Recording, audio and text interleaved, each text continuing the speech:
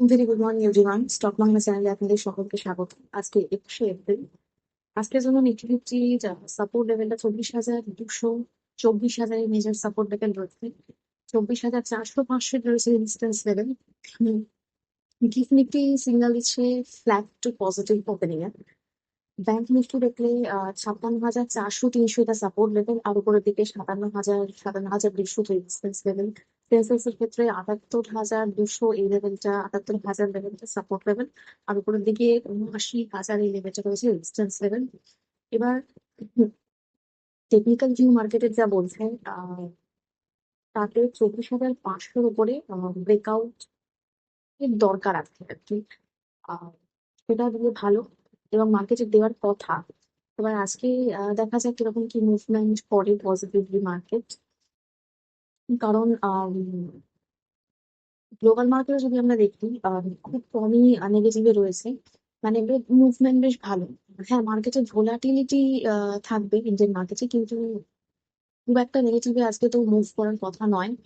যদিও Indian core sector data যদি আমরা দেখি 0.4% রয়েছে, মানে খুবই কম মার্চের। তো যদি আমরা অগাস্টে 2024 এর অগাস্ট, তারপর থেকে সব থেকে কম এই কোর সেক্টরের ডেটা। তো সেটা একটা মিডল ইস্ট যে ক্রাইসিস রয়েছে তার জন্য রয়েছে, ভোলাটিলিটি মার্কেট রয়েছে সেই জন্য রয়েছে।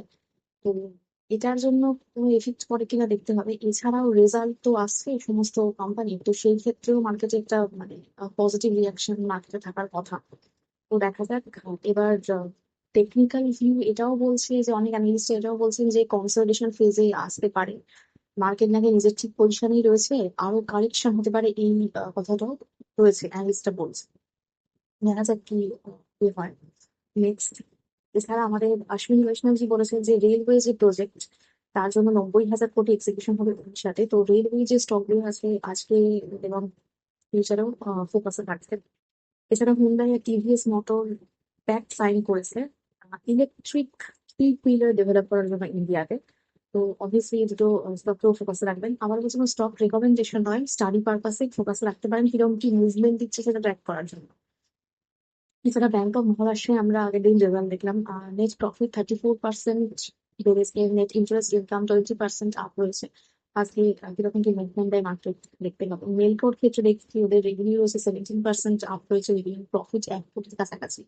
ভালো রেজাল্ট কোম্পানি।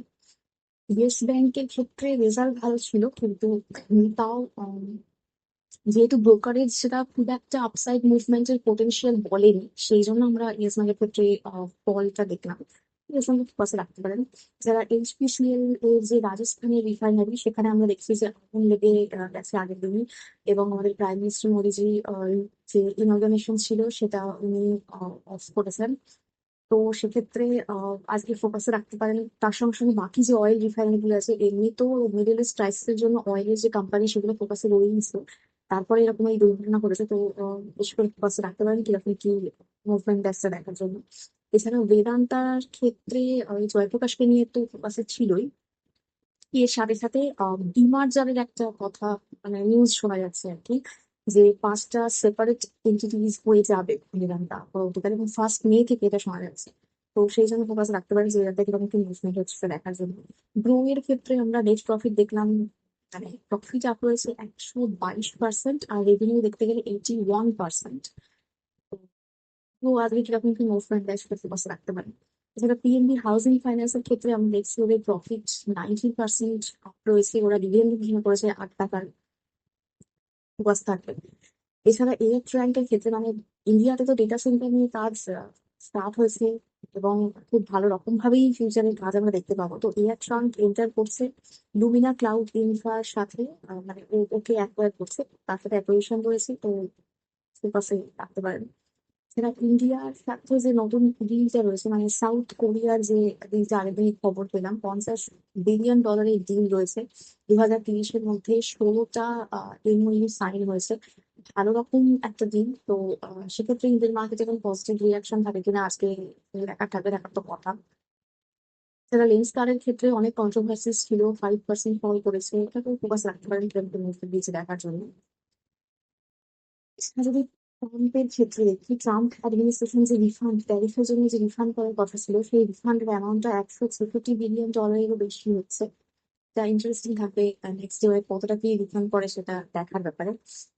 এছাড়া আমাদের এফআইআই ডেটা আগের দিনের 1,060 কোটি মতো, আবারও সেম আমরা দেখছি এফআইআই এর 2-3 দিন ধরে আমরা বাইং দেখছিলাম, খুব কম ভলিউমে, কিন্তু তাও দেখছিলাম, সেটা ভালো ছিল মার্কেটের জন্য। আবারও সেলিং আমরা দেখছি। ইপির ক্ষেত্রে 93.13, একটা ভালো অবস্থা নয়। তো এই নিউজ গুলো আজকে এসে কোম্পানির ক্ষেত্রে, এই কোম্পানিগুলোকে ফোকাস রাখতে পারেন। এছাড়া স্টার্লিং উইলসন রিনিউয়েবল যে এনার্জি, সেই এনার্জির ক্ষেত্রে আমরা দেখছি ওরা 16% আওয়ারলি মুভমেন্ট দিল। তার কারণ হচ্ছে 3,550 কোটি মতো ওরা নিউ অর্ডার পেয়েছে, ফোকাসে থাকবে। এছাড়া আজকে আইটি ডিপার্টমেন্ট ফোকাসে থাকছে, ব্যাংক থাকছে দেখার জন্য। এই সমস্ত যেগুলো কোম্পানিগুলো বললাম সেগুলোকে ফোকাস থাকবে ক্লিনিক্যাল মুভমেন্ট দেখার জন্য। এছাড়া ওভারঅল আজকে একটা মার্কেট পজিটিভ রিয়েক্ট করার কথা। আহ, দেখা যাক এবার কি মুভমেন্ট দেয়। তো আমি এই ভিডিও আজকে এখানেই শেষ করছি। প্লিজ আমার এই ভিডিওর উপর ডিপেন্ড করে কোনো ইনভেস্টমেন্ট করবেন না, আমি কোনো সিভিল রেজিস্ট্যান্স বা অ্যাডভাইজার নই, শুধুমাত্র এডুকেশন পারপাসে এই ভিডিও করা। দেখা হচ্ছে নেক্সট।